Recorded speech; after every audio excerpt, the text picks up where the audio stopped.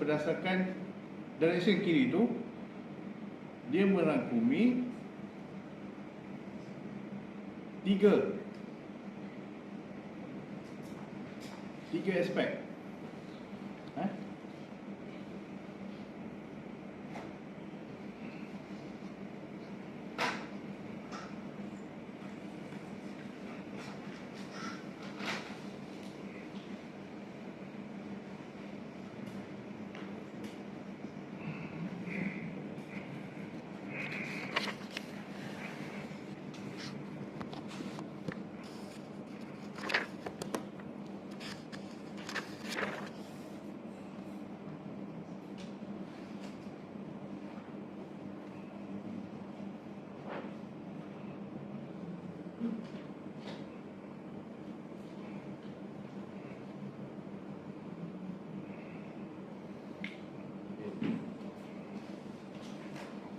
Nanti balik cari ni,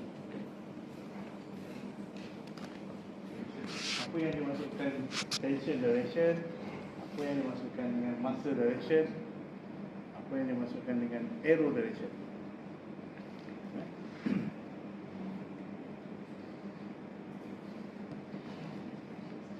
Contoh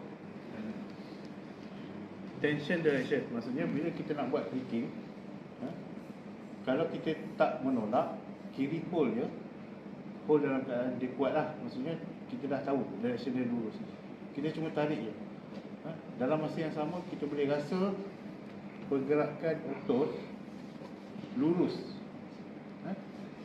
Tangan tu dah duduk lurus kat situ, dia tak ada nak tarik keluar ke ataupun nak over ke, tak ada. Dia dah lurus. Itu yang dikatakan tension dan juga massa direction sekali. Dan arrow direction tu, kalau arrow tension dah lurus, massa direction pun lurus, arrow direction pun akan lurus. Tapi kadang-kadang kita nampak tension macam lurus, tapi arrow direction tak lurus, dia jadi cross ke kanan. Itu sebab apa? Bahu dah masuk. Bahu dah masuk tu kita nampak macam tarik